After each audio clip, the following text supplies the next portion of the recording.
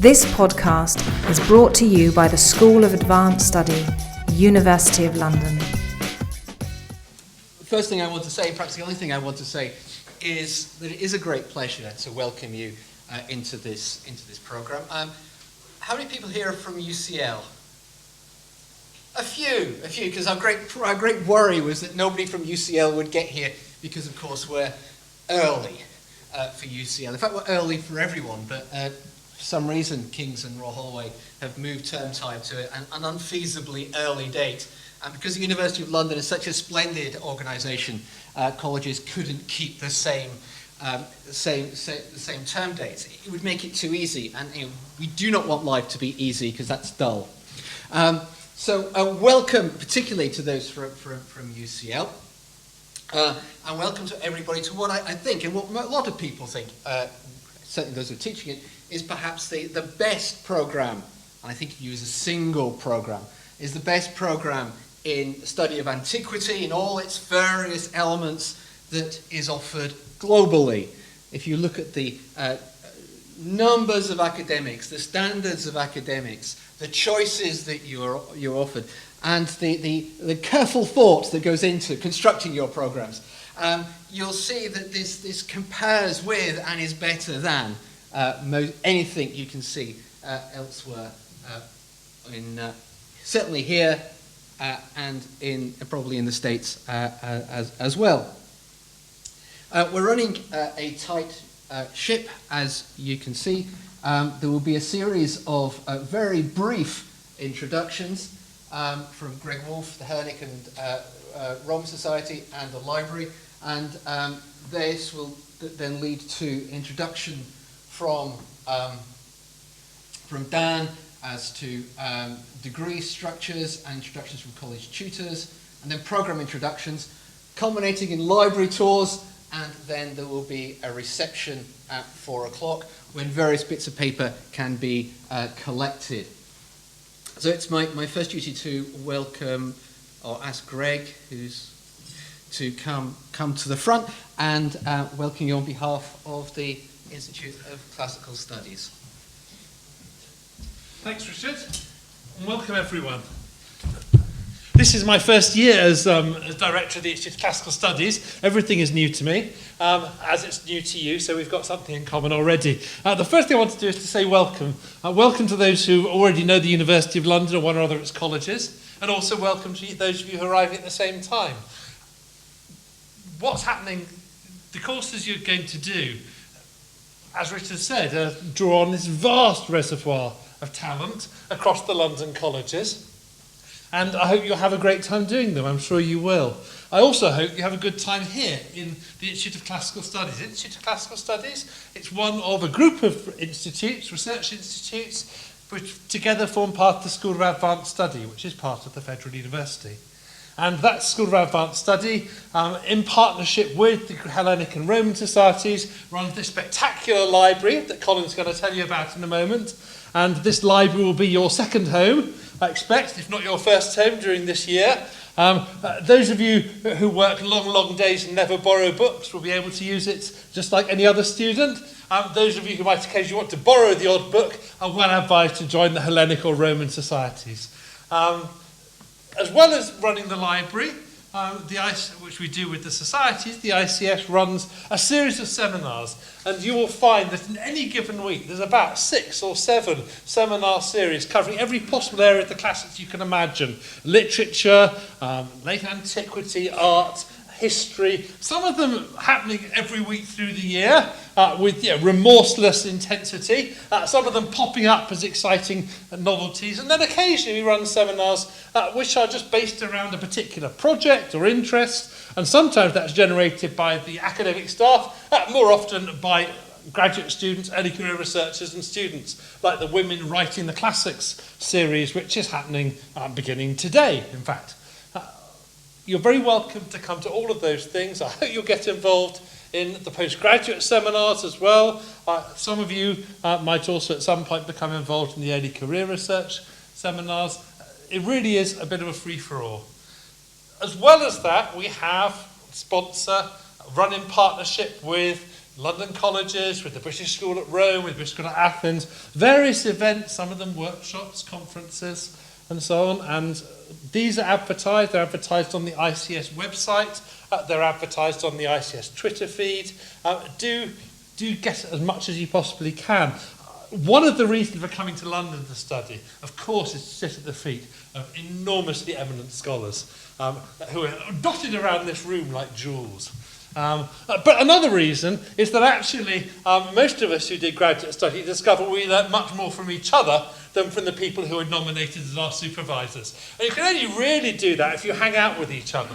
And although it is perfectly possible to do this in bars and restaurants or sitting on the grass in the balmy London autumn, it's also perfectly possible to do it in and around seminars and other events. So I hope you'll take advantage of critical mass, which you can see in the room around you, and really do as much as you can to get the most out of it. And if the Institute of Classical Studies can in any way help you do that, I hope you won't be slow in suggesting ways we can do it. So, welcome one and all. Thank you. And what amazing video technology. Thank you. I will now beam up. Great is in Paris, as you can see. I just want to abuse my position by saying that we do have this Women Writing the Classics seminar tonight, 6 o'clock, G35, which has been put on by 2 postgraduate students of ours at RHUL Holloway. And we do have practitioners. We have Gail Strickland and Caroline Lawrence coming to speak on children's literature. It should be really exciting. So once you've had all the excitements today, G35, and the Institute's also providing yet more wine for that. Fiona and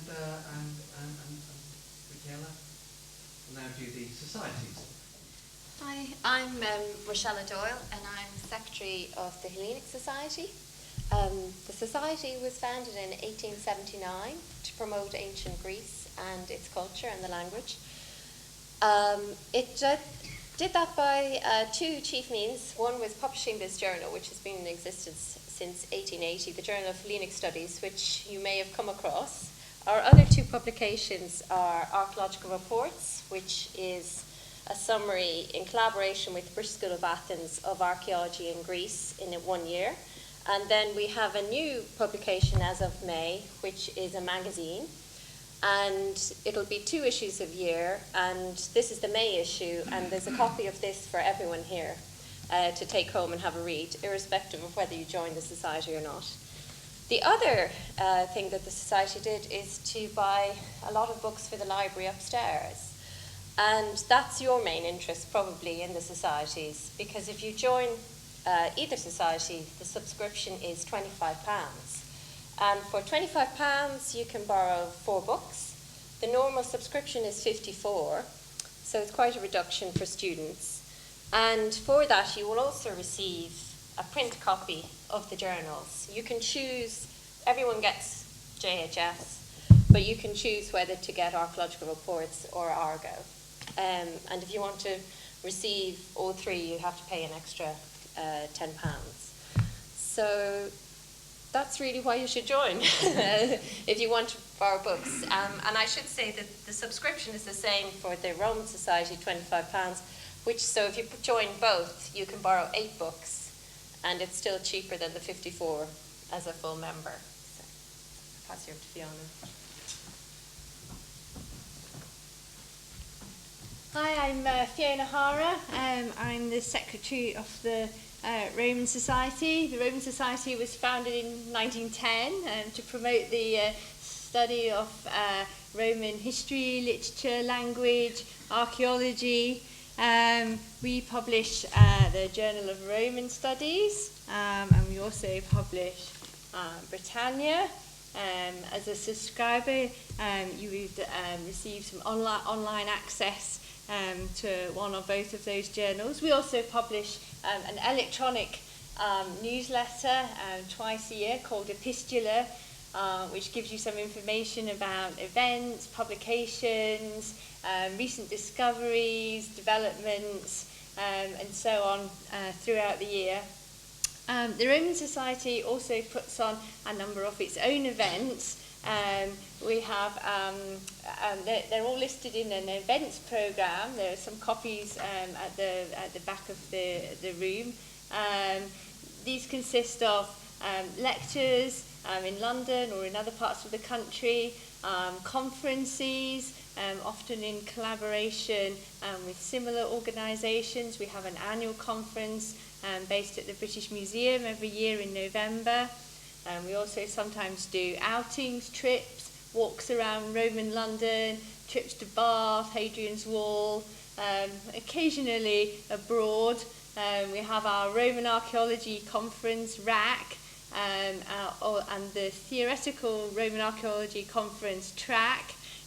They're going to be held in Rome next March in collaboration with the British School at Rome and La Sapienza University in Rome. As Richella says, the main reason why we want to join at the moment is to use the library. So there are some application forms at the back of the room. There are also some in the library. You need to get your tutor to sign the form as a sponsor, but you can do that either today or at other times when you're meeting your tutor. You can also join online just by going to the website and clicking on membership, and you can join with a credit or debit card there. I'll be around for a little bit. I'll also be around later on this afternoon between about 4 and 5 if any of you have any questions about the Society or anything else. Thank you. Thank you very much. The library has already been mentioned about 5 times now, so I think Colin should now talk about the library and the library tours that will happen. Hello, I'm Colin Annis, I'm the librarian, and I think part of my job has already been done in that the library seems to have been sold to you many times already, particularly by Greg, who said that it was one of the most spectacular libraries, and that is absolutely true. And I would like to think that it's actually one of the top 5 libraries in the world for its subject. So I think the chances are that you'll find whatever it is that you're studying, you will find material on that. Just to give a brief background, I mean, as you've heard, the Hellenic Society was founded in 1879 and the Roman Society in 1910. Together they built up their own libraries and merged. And then in 1953, Professor Tom Webster at UCL had the bright idea of founding an institute and merging the resources of the institute with the societies to form, as I say, one of the best libraries in classics in the world. And you will find that because of that, it has historical depth. And currently, the library has about 150,000 volumes. We currently take about 675 periodicals, so you can see, and that's just current periodicals. We do, of course, have a lot of back runs as well. And we are perfectly geared up for people who want to use their laptops, because every desk has got a socket for laptop use. And we also have some of our own computers, which you can look at specialist classics electronic resources on. So I think you'll find that everything you want will be in our library. I can almost guarantee it. As Fiona and Richella have already said, if you want to borrow books, you need to join the societies. You can choose either to join one or the other, or even both. If you feel you want to borrow more than 4 books, if you want to borrow 8 books, you can join both. Of course, you have to pay double the subscription, but you may consider it worth your while to do that. Of course, you're also entitled to use it free by joining the Institute. As postgraduates, MA students, you're perfectly entitled to use the library for reference purposes only, and for that we will issue with a different sort of card. I've been working here for far too many years, more years than I care to remember, and I can tell you that even today, some of the postgraduates that were using the library back in the 1970s are still using it today. So you may regard it as a 1-year experience, or you may regard it as a 40-year experience. That's entirely up to you. But let me assure you that whatever you do, you will find the library worth using. And I hope to see you later when we give our tours. The first tour is scheduled for 3:50, i.e. just before 4 o'clock. I've already taken the precautions of counting you all. So perhaps I could just ask you if there is anybody who doesn't want a tour of the library, just to raise their hand so that I have some idea of numbers. as I suspected, just 3, so that gives me an idea. There are 2 scheduled tours, one at 3:50 and one at 4:20. I think, as I say, judging by the numbers, I and my colleague Sue Willits will give you a tour. So judging by the numbers, I think it's probably going to work out at about 10 each for each tour. But I'll come back down round about 3:50 and we'll sort of sort you out into groups at that point. So I hope to see you all later. Thanks very much. Thank you, Colin. And just to reassure you, those people who've been postgraduates since 1970, most of them have completed their degree. By that time. 40 years would be a record, I think. And now, postgraduate work-in-progress. I don't know who's representing people here. Must be Oliver? It's going to be. So, well, welcome everybody. My name is Oliver. Sadly, my 2 colleagues, so Antonio and Fabrizio, cannot be here today because they're teaching. So we'll basically be only me. So the 3 of us are we're all 3 postgraduate students. Fabrizio at Holloway, Antonio at King's, and I'm at UCL. And we organized this year's Postgraduate Work-in Seminar series, which takes place every Friday at 4:30 on the 2nd floor.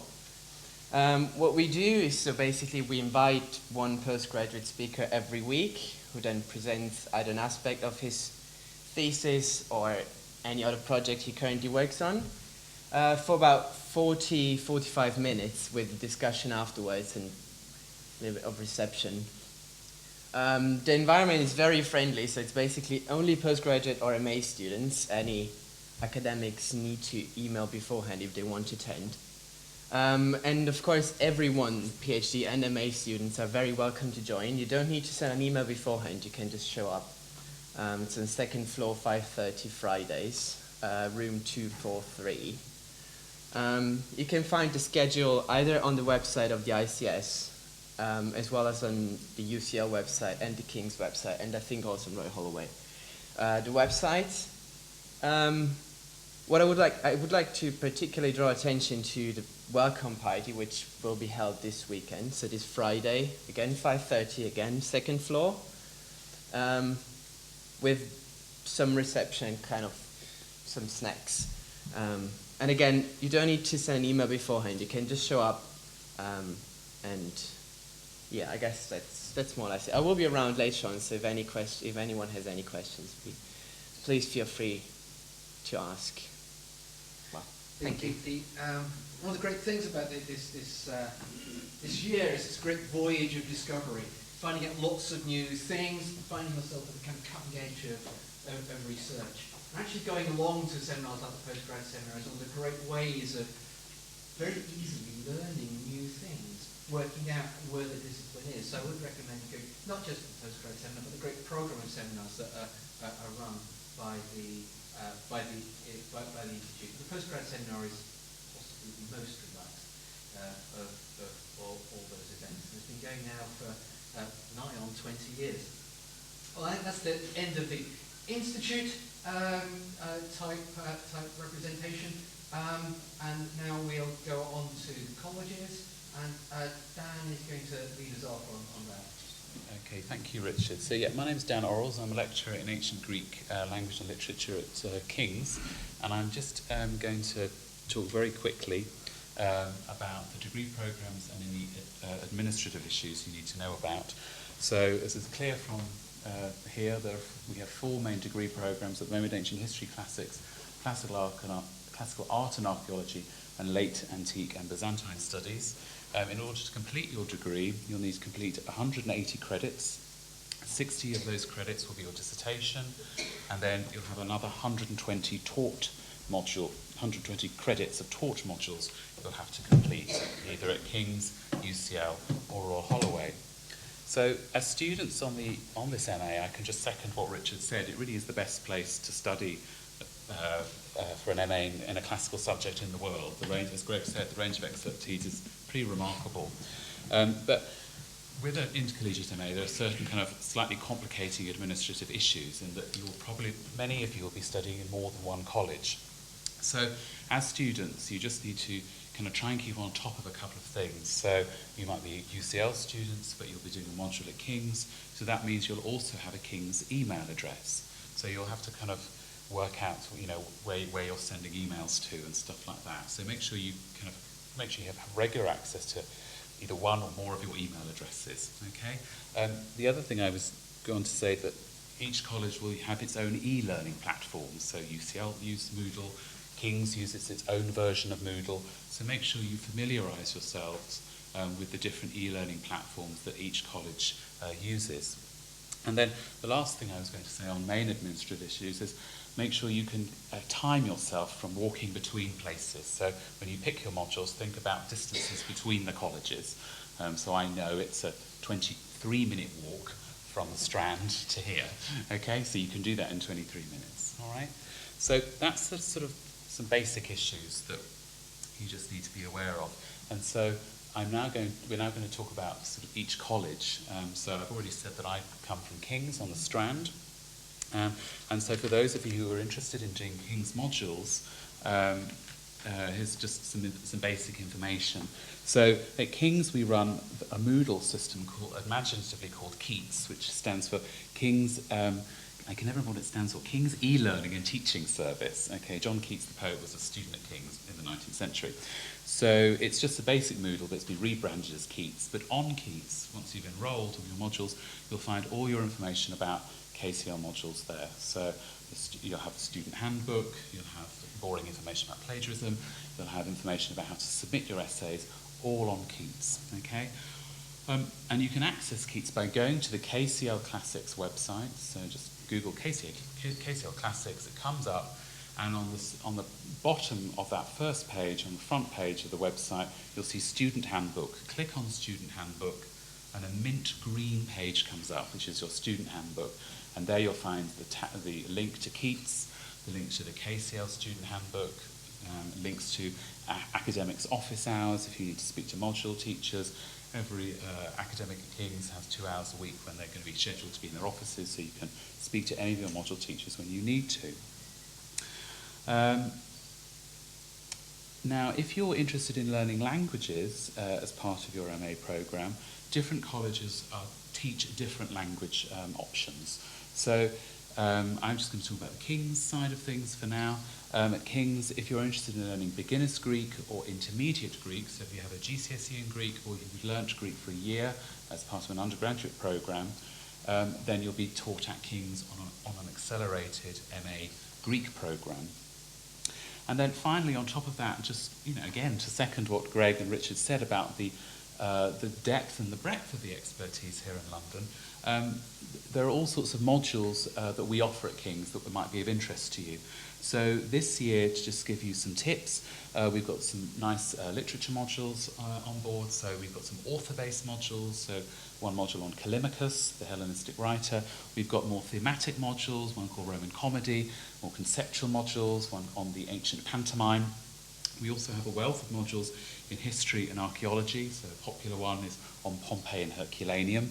And King's also has a wealth of specialists concentrating on the late antique and Byzantine cultures. So we've got modules on living in Byzantium, medieval Cyprus, late antique magic, and finally we also offer reception modules. So we have a module this year called Displaying Classical Antiquities, which is about the history of the museum.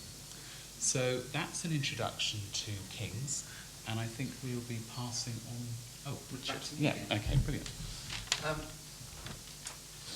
This is a complicated program. It used to be a single program. It used to be very simple, but now we're in 3 different programs, and so the administration looks like a kind of nightmarish system of filling in forms. But once you've got through that first week of being able to register in all your different courses, in all your different institutions, it actually works very smoothly, we think. And we do a lot of work behind the scenes to make sure it all works very smoothly.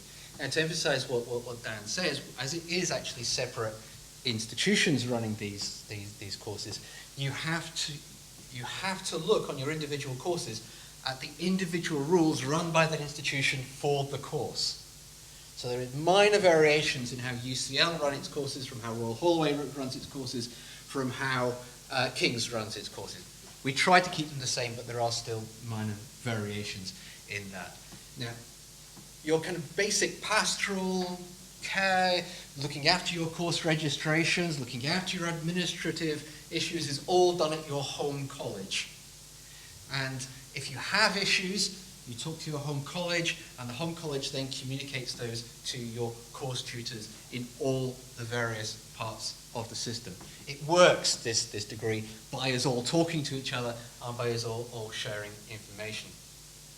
That also means there is a complexity of form filling in that has to be undertaken in the first week or so. I'm going to talk about RHUL Holloway, and we're kind of the minor wing of this, but I'm going to put up our website for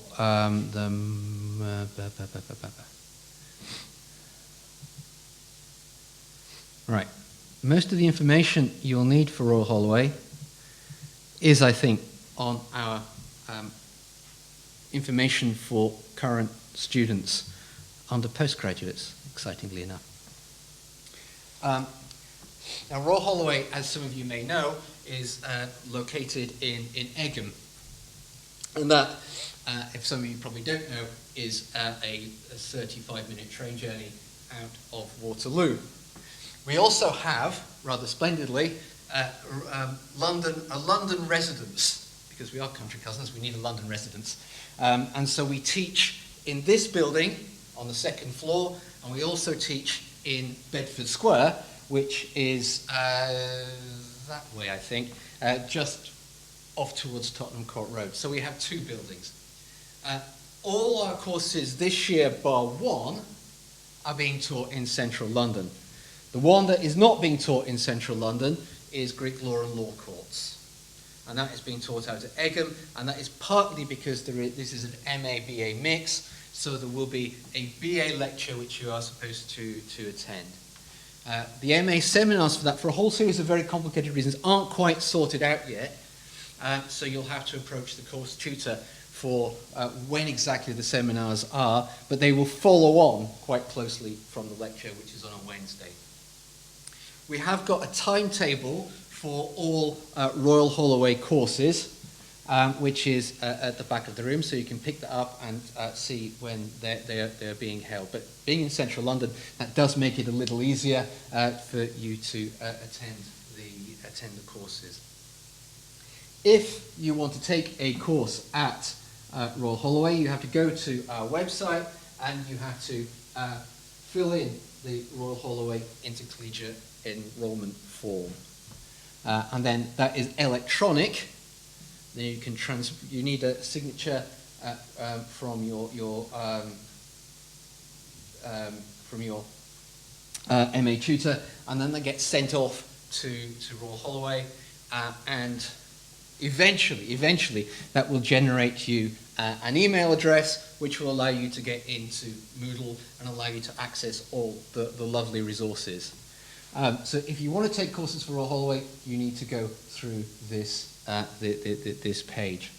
We're offering courses in language, literature, and some history courses.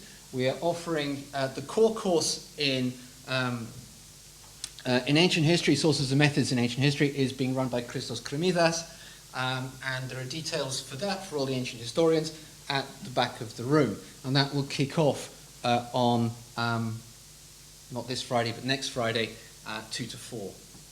We're also running the core course in classical archaeology with Zina Kamash, and that will be starting off, I think, next week as well, though we haven't got a room for that, and you'll have to email Zina, because she was, I think she had the head of timetabling in a headlock the other day, trying to get a room out of him, but that's coming along.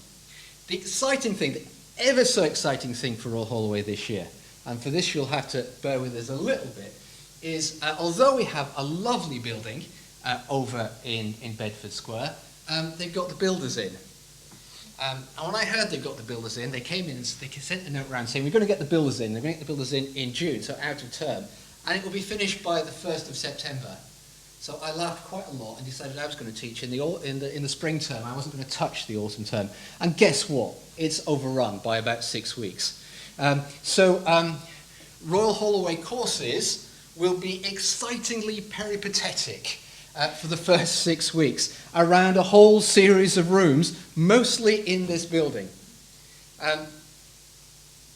For the sources and methods, that is outlined in detail on the handout. I put as much as I can on the website, so you can check on the website. If you are confused, if you are lost, your tutor is also going to be confused and lost, so email him or her and say, any idea where we might be?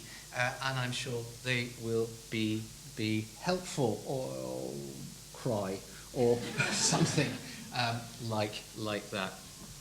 So, again, main points. You don't have to trek up to Egham unless you're doing Greek law and law courts. Most of the stuff is in London. We have information at the back for most of our courses. If you want to do our courses, you fill in this form, and everything else should work perfectly. And now it's UCL. Who's Paola is representing UCL. And is that Maria somewhere at the back? It is Maria at the back. My eyesight is fading slowly, which is a bit bad because I don't have glasses for driving. So I need you. We need you here. Yes.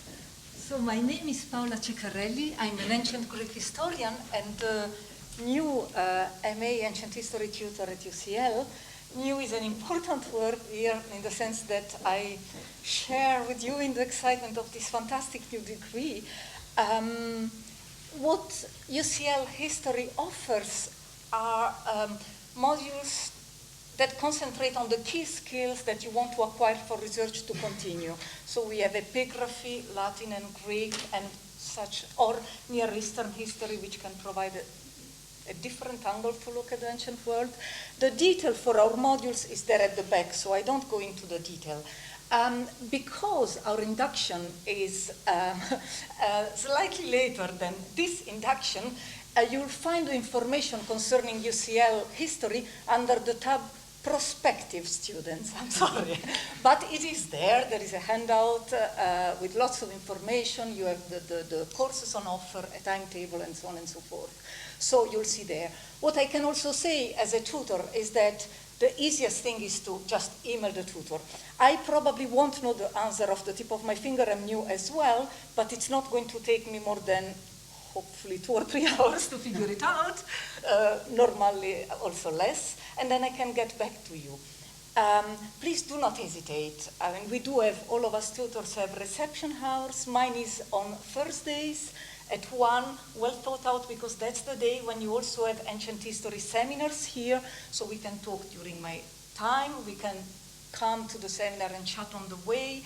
There are a number of occasions for meetings between graduate students and between staff and graduate students at UCL. List tons of graduate lunches, graduate teas, and so on and so forth that are also advertised on our calendar. You have access to the calendar through the intranet at UCL. So I think this is the main information.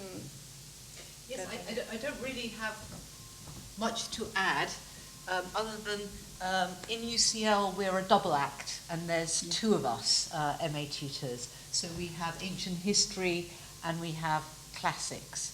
And we also have a hierarchy that the chair of the exam board is currently Paola, so she is the boss of bosses on matters to do with the MA program.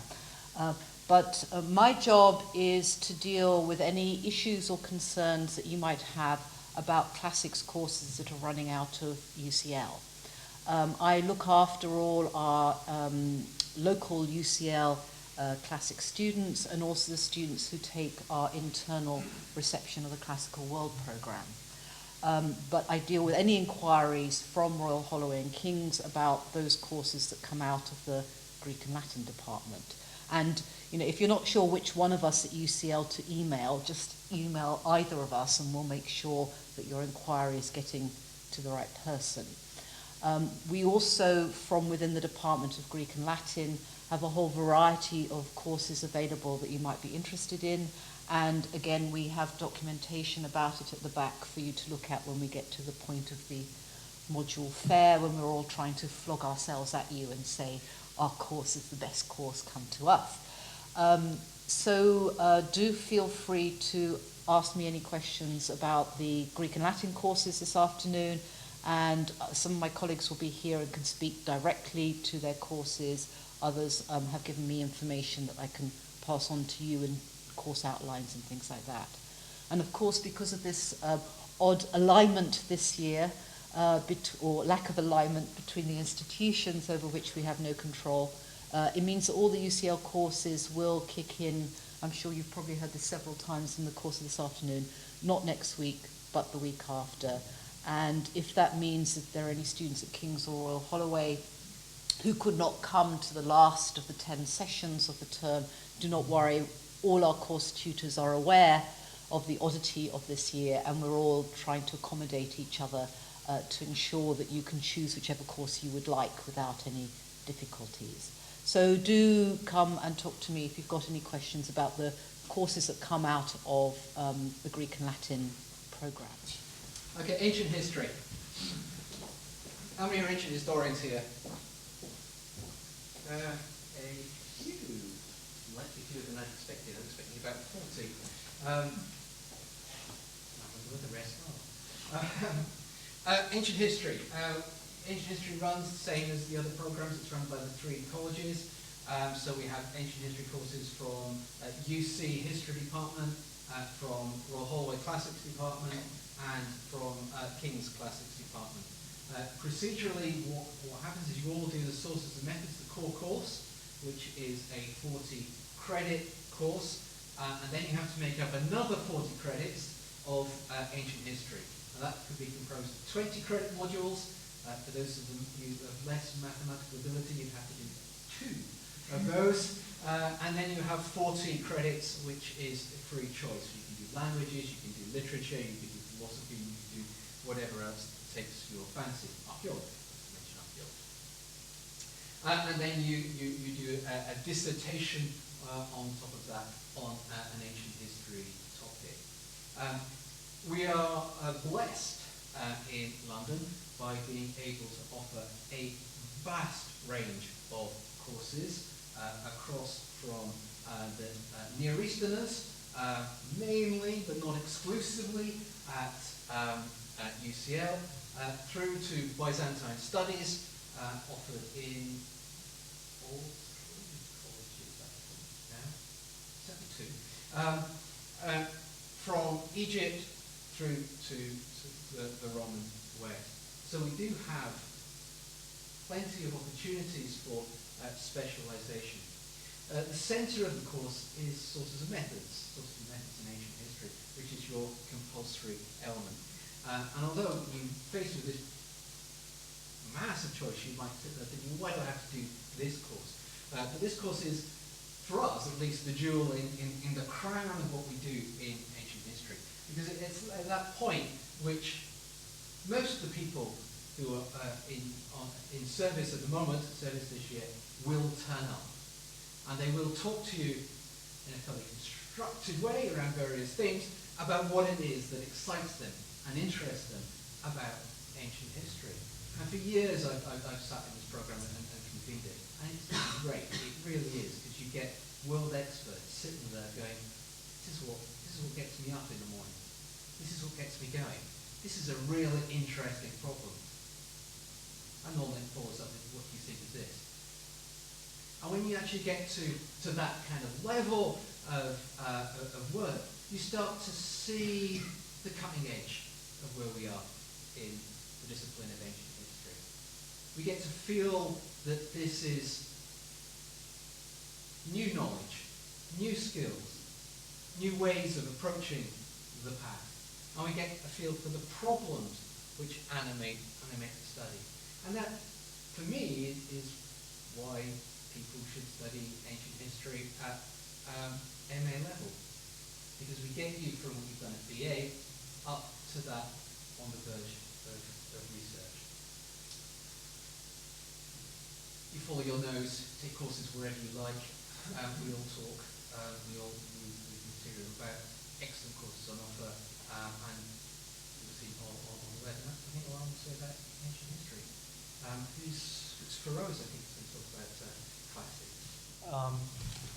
My name's Feroz Vasunia, and I teach at UCL, and I'm just going to tell you a bit about the MA Classics program, and this will apply to you whether you're doing classics at UCL or King's or at Royal Holloway. As you've already been hearing, you can choose your you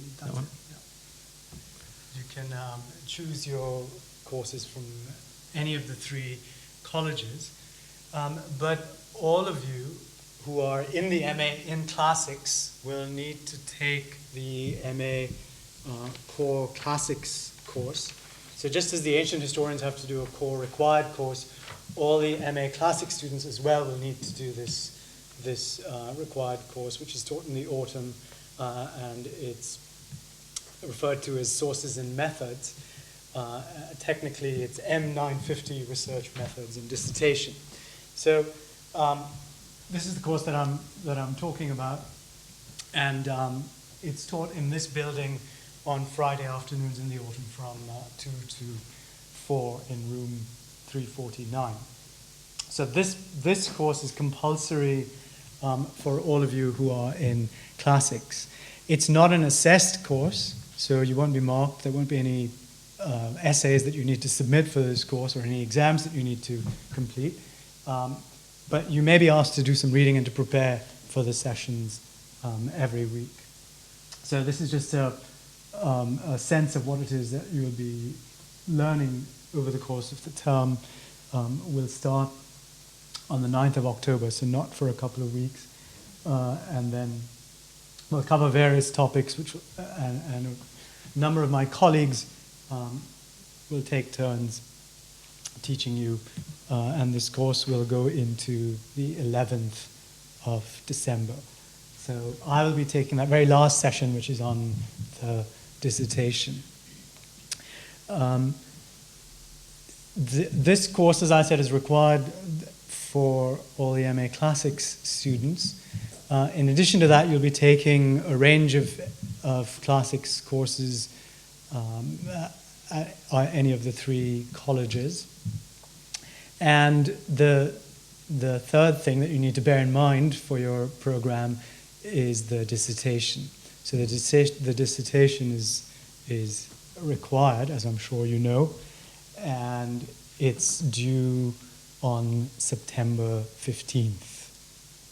Unless September 15th next year happens to fall on a Sunday, that's generally the day when the dissertations are due. The word limit varies slightly from college to college, so you should check the word limit that you have at your own institution. At UCL, I believe it's 12,000 words. It might be slightly higher at Royal Holloway and at King's, but you've got a lot of time to plan for that, so there shouldn't be any problems concerning the word limit and the format and so on and so forth. Students tend to write on a wide variety of topics for the dissertation, and you'll be writing the dissertation in consultation with an academic supervisor, and you'll get to talk to this individual and discuss the topic that you're writing about and work out a timetable and a plan and so on, and submit drafts as well. So there's a lot of planning and preparation that will go into the writing of the dissertation. It's not something that you can do on September 10th and hand in on September 14th, right? It's something that takes a lot of care and advanced planning. So those are the three important things to remember about the MA in Classics. There's this core course which runs this term, the autumn term. There's the other seminars that you'll be taking, and you can choose from a long list. And then there is the dissertation. In addition to that, as I think you heard at the very beginning, the Institute runs weekly seminars as well, and you're all encouraged to attend that. So on Mondays, typically at 5 o'clock, the literature seminar meets, And every Monday there's a visiting scholar who will be talking on a given topic. The ancient history seminar is on Thursdays, I believe. There's an ancient philosophy seminar as well on Mondays. There are archaeology seminars and so on and so forth. But I suspect most of you will be interested in the literature and the ancient history, and the literature one is on Mondays at 5, and ancient history is on Thursdays. Good afternoon, my name's John Pearce. I teach Roman Archaeology at King's. I wanted, as others have done very briefly, to sketch out some aspects of the programme, and also you've been hearing a lot this afternoon about the general advantages of studying in London. I want to kind of extend that a little bit further. So first of all, the programme, I think you'll probably know this from your college tutors already, but just to reiterate, the programme works in a similar way structurally to the classics programme that you've just been hearing about. So there's a core course in classical art and archaeology, coordinated by Zina Kamash at Royal Holloway. Write to Zina for details of when and where it will be. Richard has mentioned the timetabling, the room issue attached to that. It works a little bit like the classics core programme in that it comprises visiting speakers each week talking about their particular specialism. However, what we also like to do in the core programme is invite in contributors from outside academia, as it were. So you'll hear curators from the British Museum, conservators from English Heritage, sometimes coming along to introduce the discipline in a wider sense. So it gives you that sense of the research environment in classical art and archaeology, both by academic practitioners and also by people involved in cultural heritage and museums and so on, to give you a kind of a holistic sense of the discipline and where perhaps your future careers might lie. That core course, like the classics core course, is not assessed. So on top of that, you do 120 credits of assessed modules. Those modules are taught by King's, by Royal Holloway. You can find details out on their websites. Zina is also teaching a module on the Roman Near East, as I understand, as well as part of the optional offering. She's given me some flyers to bring along this afternoon. Those modules have a very wide focus. Some of them are period-based, some of them are place-based, some of them are particular kinds of subject matter, Roman painting, for example. So do explore what's on offer. I should also say that we have a reciprocal arrangement with the Institute of Archaeology at UCL. So as a classical art and archaeology MA, you can take, depending on timetabling and availability, optional modules at UCL that relate very generally to classical art and archaeology. So it's worthwhile, checking out what's available to you before you make those final choices. The dissertation has already been talked about. That works in the same way as the dissertations for the other programs. So the dissertation is 60 credits out of your 120 credits. You have to start thinking about your topic pretty early. We want to know your topics provisionally by December or early January. You then discuss them with your nominated supervisor, start working on them in earnest in June. You've already heard the spiel about don't leave it till the 12th of September to start working and so on. So it works in a very similar way. What I wanted to do as well was to say a little bit more about London as a place to experience the world of art and archaeology. Greg has mentioned the seminar series that are happening here. So there are there's the classical art and archaeology seminar proper, the Roman art seminar, the Mycenaean seminar. These happen sort of intermittently through the year. So the Roman art, some of these seminar series happen every 2 or 3 weeks. Some of them happen concentrated in a particular term. So keep an eye out for those bulletins which announce what's going on. Also, the different institutions in London have their own seminar series, one-off public lectures, and when you take King's, Royal Holloway, UCL, the Institute together, plus the Warburg, SOAS, the British Museum, Museum of London, you could quite easily spend all your time surfing a series of seminars, book launches, project launches, navigate the week on a lake of wine effectively and the follow-up receptions afterwards. But there's an awful lot going on, and it's worthwhile exploring that. The same also applies to libraries. You've heard about the fabulous library resources here already at the Institute, and you won't probably very often need to go elsewhere, but London does have other great research libraries, so the British Library, the Society of Antiquaries Library for the study of art and archaeology, the Warburg Library and so on. So do make sure that you exploit those resources to the maximum, especially for dissertation topics. People often find that these can sometimes be a great boon in enhancing their research. The last point to make maybe about London as a research environment relates to museum collections. Obviously there are nice collections here to see as a visitor and to sometimes experience in the particular classes for individual modules. If you're beginning to think about dissertation topics a little bit later in the term, sometimes there might be possibilities to work on archival resources held by the British Museum, Museum of London, V&A, whatever that might be. And often those projects turn out to be the most successful dissertation projects in classical art and archaeology because they're very much involved in engaging with some primary sources. So it's worthwhile thinking about that quite early on, because if that's where your interest lies, you want to make relatively early contact with relevant curators. We can help with that, but time and space are often very heavily pressed in these museums. So it's no good turning up in July or August to say, I'd like to work on X. That wouldn't usually be successful. So if there's a potential interest there, do start to think about it early on. Talk to your tutors or other art and archaeology lecturers here in the university about who might be a good person to approach. Okay, I don't know if anyone has any questions at the moment about classical art and archaeology. I'll be here for the course fair, so I can talk to you further then. Is actually taking people around museums. So I think some of the first sessions are happening in Yes, museums, yes, as an that's quite right. introductory Yeah. session. So you'll be experiencing collections and curators at first hand, I think. And also the ancient history seminar is on objects this term. So there will be, I presume, an archaeological element to that as well. Antique and Byzantine Studies. Carlos and Dennis, you do the double act? Good afternoon, everyone. So you may well think that the Greeks are everywhere. We are indeed both Greek and both have beards. I don't know. So we're very fitting, I think, to present our Late Antique and Byzantine Studies degree labs. How many of you are here for labs? Okay, that's good.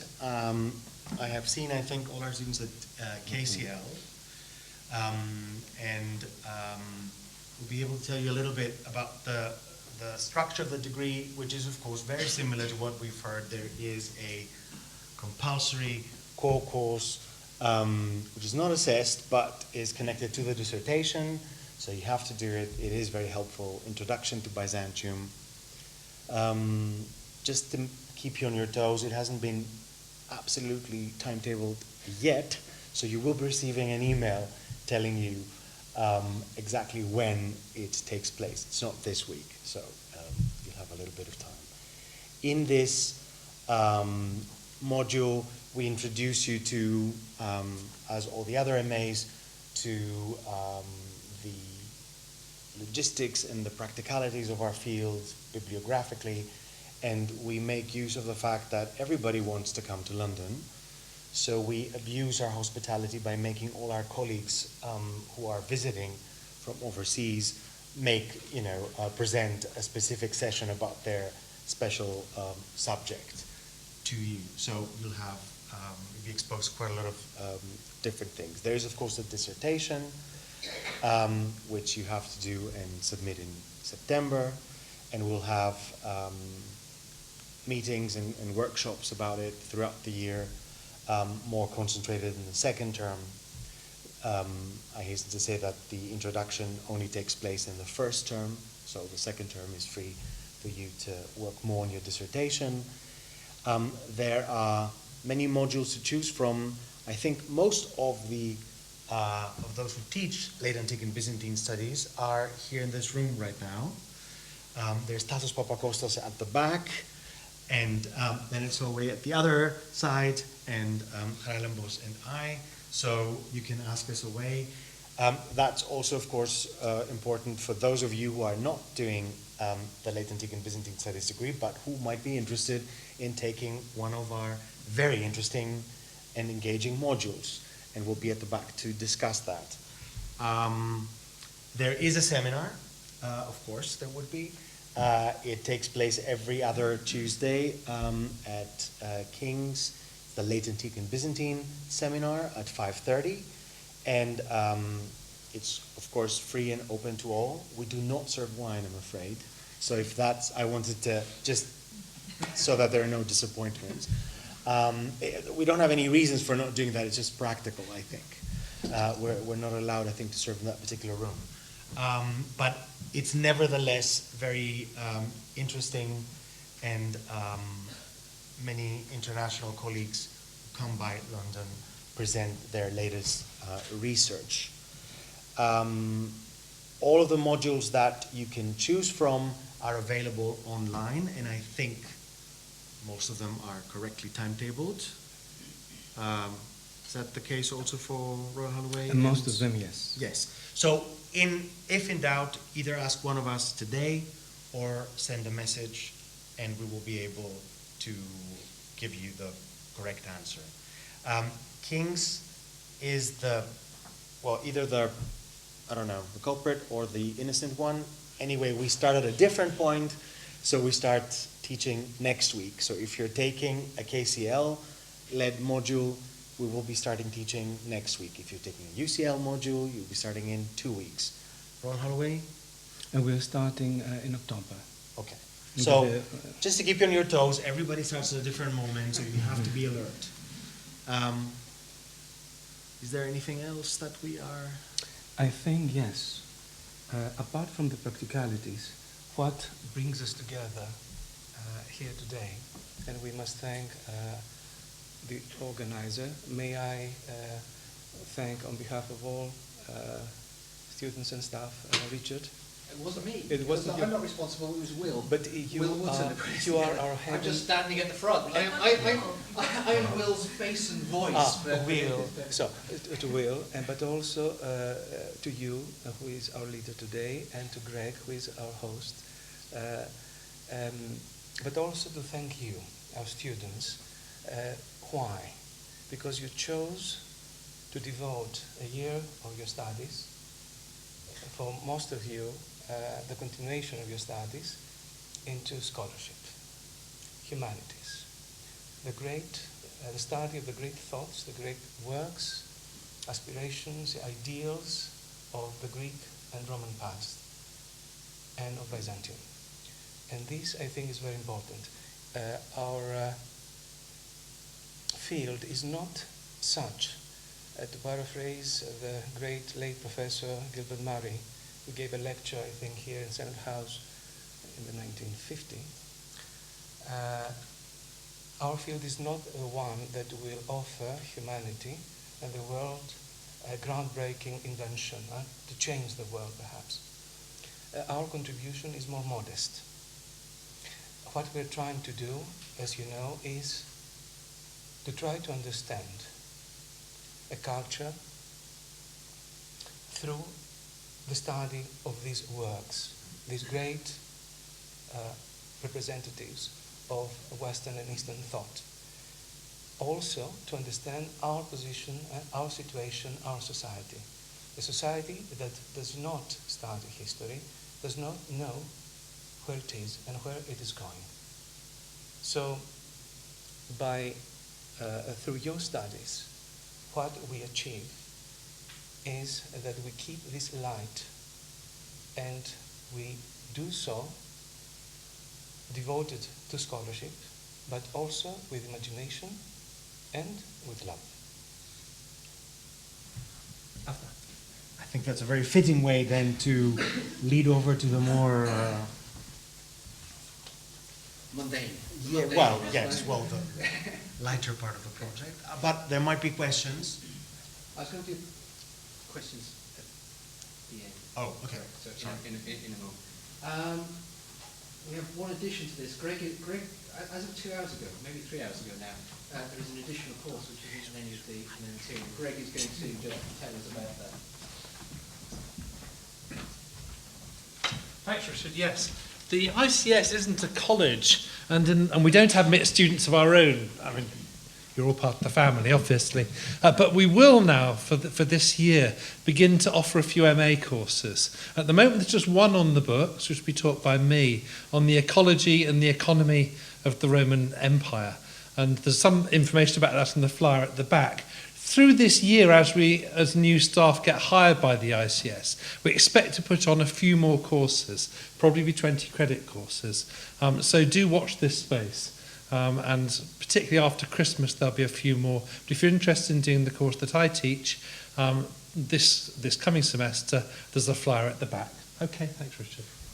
Thank you very much.